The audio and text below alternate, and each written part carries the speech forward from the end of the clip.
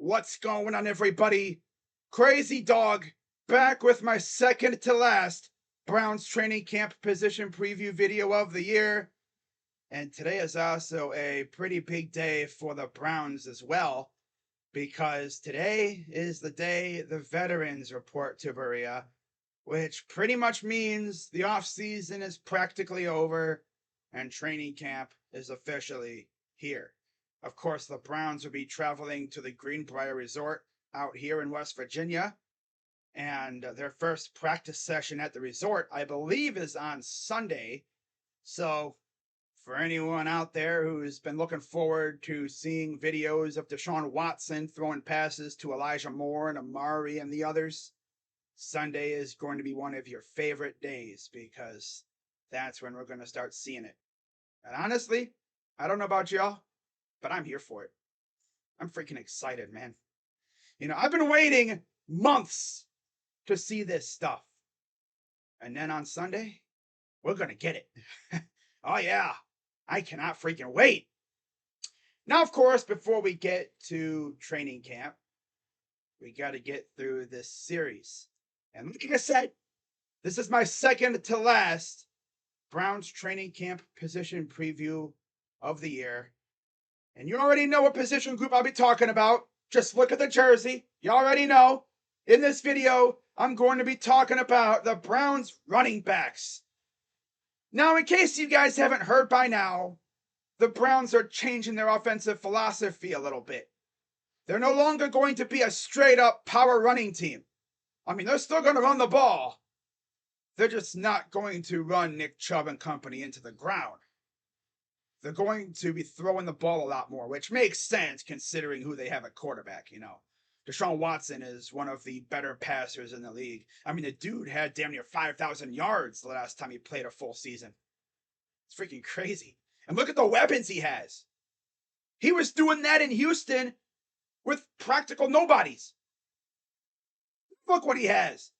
Amari Cooper, Elijah Moore, David Njoku, even Nick Chubb, DPJ, David Bell, Cedric Tillman, Jordan Akins, Jerome Ford, Demetric Felton. Need I go on? Marquise Goodwin. See what I'm saying? He's got a loaded arsenal. If Deshaun Watson is anywhere close to what he was in 2020, it's probably going to have around 4,000 plus yards. Yep. If he's even anywhere close to what he was in 2020, the last time he played a full season. Because let me tell you something. That dude is him. He's got that dog in him. And of course, a lot of people are going to judge him based off of 6 games last year. Fresh off of pretty much 2 years away from football. See what he does with a full off season and a full training camp with no worries about, oh my God, am I going to, not be the starter? No, he's the starter for sure. I don't know how much we're going to see him in preseason. Maybe a couple drives here and there, but we won't see him much. I can already tell you he'll probably look way better than he did last year. That's for sure. But with that being said, let's talk about these running backs. So, of course, I got the obvious Nick Chubb safe. Duh. Did you really think I was going to put him on the bubble? Nah. Jerome Ford is a very interesting one, too, considering this offseason, I was given the impression that they were actually going to sign a different running back. But I guess they really like what they got in Jerome Ford. Because if they didn't like what they had in him, they would have signed another running back long ago. So I'm really intrigued to see what Jerome Ford does when he's given the opportunity to be the number 2 running back.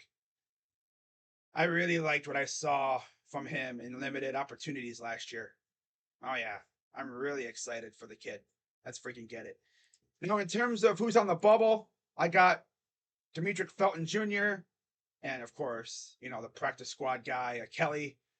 I think Demetric Felton could make the team as the number 3 running back as long as they don't sign any other running backs.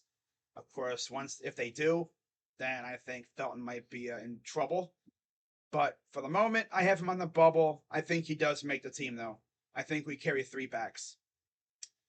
And don't be surprised if they use him as like a pass catching back out of the backfield. By the way, in case you guys didn't hear, um, they pretty much said that he's not going to be lining up at wide receiver anymore.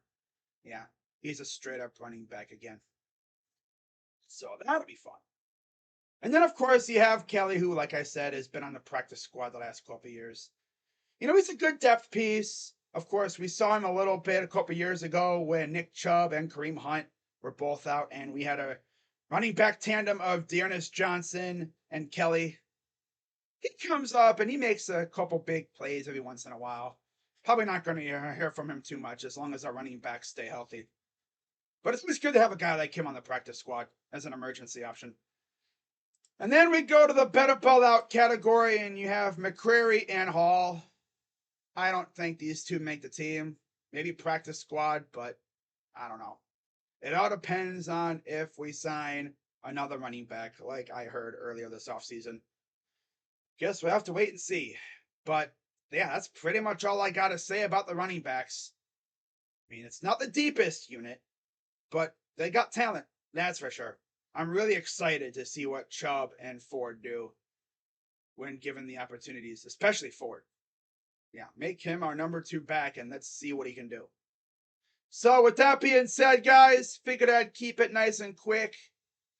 You know, the video is just going past 6 minutes, so yeah, we're right on time with the time, you know, not going too long. So, of course, you know what this means. Tomorrow is my final training camp position preview video of the year. And by process of elimination, you already know what group I'll be talking about. The special teams. Now, that's not even really going to be talking about camp battles because there really isn't any. I think we have like a camp battle at kicker and maybe punter. But yeah, I think we already know who's going to win those jobs. If there is even a camp battle at punter. I think there's one at kicker, but yeah. We'll see what happens. But of course, I'll have that video out tomorrow. And then, like I've said earlier, training camp is officially back on Sunday. First training camp practice session at the Greenbrier. I guess it's safe to say the off season's over. Let's freaking get back to football. Okay? The preseason's almost here. Which means you're going to be seeing a lot of stuff talking Browns on this channel. I know there was a lull when it comes to the Browns content because the Browns weren't doing anything newsworthy. They weren't signing anybody, and the Browns were out of the news.